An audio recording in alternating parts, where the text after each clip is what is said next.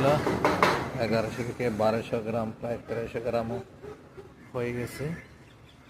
আমাদের হাঁস এখন সেল করার সময় হয়ে গেছে। অনেকে বীজ আর বুঝ বুঝে না, বীজ আর বুঝ না বোঝার কারণে ব্যবসা লসে যায়। ফার্ম বা হাঁস লালন পালন, মুরগি পালন এই সমস্তের মধ্যে বীজ আর বুঝ না বোঝার কারণে টাকা মাটি হয়ে যায়। বর্তমান আমাদের এখানে যে হাঁসগুলো আছে এগুলো হাকি ক্যাম্বেল, অর্থাৎ এগুলো আর 1 মাস পরে ডিম পারবে।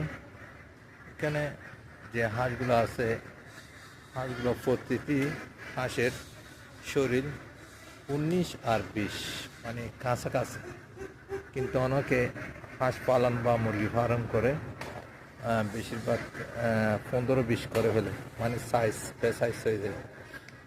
যখন যে মুহূর্তে যতটুকু দরকার এতটুকুই আপনার দরকার আছে। যে শরীরের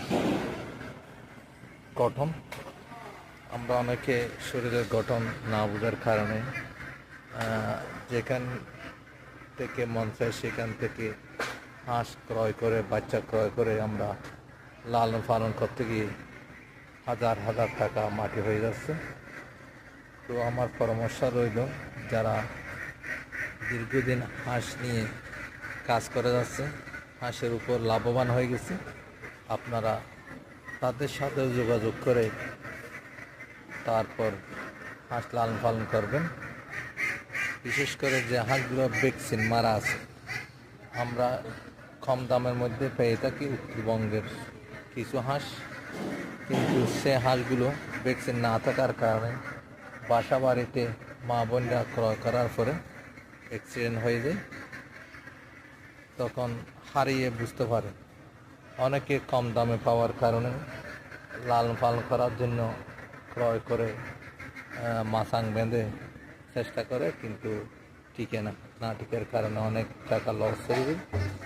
তো যে কোনো কাজ আসলে শিক্ষা এবং করার মাধ্যমে, জানার মাধ্যমে করা উচিত। আমরা না বুঝে ইউটিউব থেকে, ফেসবুক দেখে যদি আমরা মন চাইলেও লাখ লাখ টাকা ইনকাম হয়ে যাবে এরকম হিসাব করে যদি আমরা হাঁস পালন করে ফেলি, তাহলে ভাগ্য খারাপ দিকে যাবে। আমরা যে শেডটা করেছি হাঁস পালনের জন্য, এটারও একটা নিয়ম আছে। এই পাশ থেকে ওই পাশ পর্যন্ত কোনো এখানে ঘর বাড়ি নেই, যেখানে বাতাসের আলোর কোনো সমস্যা নেই। আপনার সঠিক তাপমাত্রা যদি না থাকে তাহলে হাঁসের গ্রোথ বাড়ে না। তো সব দিক দিয়ে বুঝতে হবে, বীজ আর বুঝ জিনিসটা বুঝতে হবে। যেখানে বীজ পাওয়া যায় সেখান থেকে আপনার হাঁস কিনতে হবে, মুরগি কিনতে হবে, নাহলে বুঝ পড়ে গেলে আপনার অবনতির দিকে চলে যাবে, লস দিকে চলে যাবে এক কথায়।